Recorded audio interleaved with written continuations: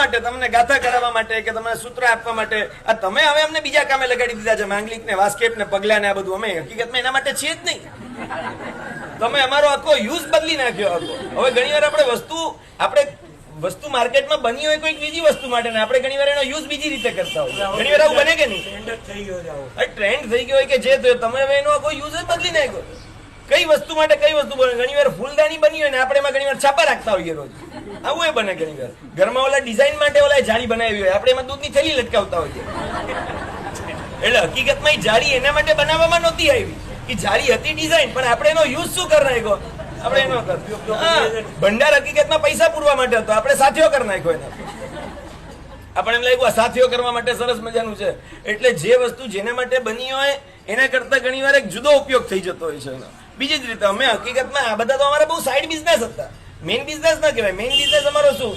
ભણવું, ભણાવવું, કોઈને મનમાં શંકા હોય તેની શંકાઓ દૂર કરવી, કોઈને ગાથા કરાવી, કોઈને અર્થ કરાવવા, જ્ઞાનનું દાન કરવું, વિનિયોગ કરવો, આ બધું હોય. તમે ઘણીવાર નથી આ બધું સમજી શકતા, કે ખબર નહીં કેમ નથી પામી શકતા, કાં તો જે કંઈ પણ સમજણનો અભાવ હોય કે જે હોય કે તમે બહુ સસ્તામાં પતાવી દો છો. બહુ સસ્તામાં માંગલિક સંભળાવો, વાસક્ષેપ રાખો, પચકાણ આપો અને પગલા કરવાઓ. અને પગલા હકીકતમાં આજ બધું કરવું તો થાય. એના માટે થોડી આવું બધું કે અમે મમ્મી પપ્પા ભાઈ ને બેન ને ઘર પરિવાર બધું છોડ્યું તમારા ઘરે પગલા કરવા. આખો દી પગલા જ કર્યા કરો તો અમારા ઘરે પગલા ન પાડત, યાદ પડ્યા રહે આખો દી. અને તો કેટલું સરસ મજાનું થાય. એક સરસ દુકાન ખોલો તો આખા ગામના પગલા મારી દુકાનમાં થાય. આ બધું શક્ય હતું. તો હવે એના માટે આ બધી વસ્તુ કઈ આટલું બધું જે સેક્રિફાઈસ ને આટલું બધું અમે છોડીને આવ્યા, જે કંઈ પણ છોડ્યું બહુ પ્રેમથી છોડ્યું, સમજણપૂર્વક છોડ્યું, પણ હવે એના માટેનો અમારો સમય કઈ આમાં થોડી બધો પૂરો કરી નાખીએ. કારણ કે અમને ખબર છે અમે શું છોડીને આવ્યા છીએ. અને જે છોડીને આવ્યા છે અને આ બધામાં પરચુરણમાં આવે, તમને ખબર હોય તમે મહિનાનું શું ભાડું છે દુકાનનું ચૂકો છો, અને એમાં પછી છોકરાઓ બધા ભેગા મળીને પત્તા રમવા આવે ને આવે, એટલે તમને પછી કેવો જીવ બળે. લાગે ભાઈ દુકાનનું ભાડું ચૂકવું છું તો કે આપણે આમે આ સારી જગ્યા મળી ગયા, હાલો પત્તા રમવા. તો એ પત્તા રમવા માટે નથી, આ નથી એના માટે. કારણ કે ખબર છે એની માટે ચૂકવ્યું શું છે, શું ચૂકવી રહ્યા છીએ આપણે, એનો આપણને પૂરેપૂરો અંદાજ છે. અમને પૂરેપૂરો અંદાજ છે કે અમે છોડ્યું શું છે અને કઈ રીતે છોડ્યું છે. અરે અમે તો છોડ્યું, જેને અમને છોડ્યા એમણે કેટલું મોટું બલિદાન આપ્યું છે, એમને કેટલો મોટો ભોગ આપ્યો છે કે જેને ત્યારે અમને એટલે જે મા બાપે પોતપોતાના દીકરાઓને જ્યારે જ્યારે રજાઓ આપી એ બધાના કેટલા મોટા બલિદાનો હતા. હવે એ બધાના બલિદાનો, અમે છોડેલી બધી સુખ સામગ્રીઓ, હવે આ બધું યાદ કરીએ ને પછી તમે કહો પગલા કરવા પધારશો, પછી હાલો બોલો ના નીકળે તો નું નીકળે મોઢામાંથી, પછી એમ જ નીકળે રેવાદન બાપા શું કામ પગલા, કઈક કરો નહીં કરતા ભણવા આવો ને, એક સામયિક કરવા આવો. તમને કેમ આવું બધું મન નથી થતું?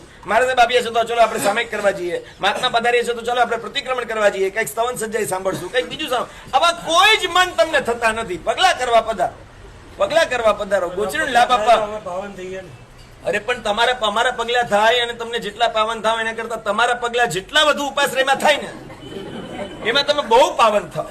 અમે એવું ઈચ્છીએ કે અમારા આંગણે તમારા બધાના પગલા ક્યાંથી, અમે રાજી થઈ ગયા. આજે કેટલા દિવસે ગણન પગલા થયા છે આજે પાછા. તમારા પગલા વધુ ને વધુ થાય અમે ઈચ્છીએ. અમારા પગલા થાય નહીં કરતા તમારા પગલા કેમ અહીં ના થાય? તમારા પગલા રોજ ઉપાશ્રયમાં થાય. અને જેટલા તમારા પગલા થશે ને આત્મકલ્યાણ અમારા પગલા કરવાથી કેટલું થશે તે નિશ્ચિત નથી, પણ તમારા પગલા જેટલા ઉપાશ્રયમાં થશે હું તમને બ્લેન્ક પેપર ઉપર લખીને આપી દઉં કે એમાં તમારું આત્મકલ્યાણ નિશ્ચિત છે, જેટલા તમારા પગલા વધુ. ગુરુ મહારાજ ભાઈ મહારાજ હતા નહીં, પોતે ભવદત્ત મુનિના ભવમાં પોતાના ભાઈને ત્યાં ગોચરી ઓરવા ગયા હતા, એટલા માત્ર ઠેકાણું નહોતું પડ્યું.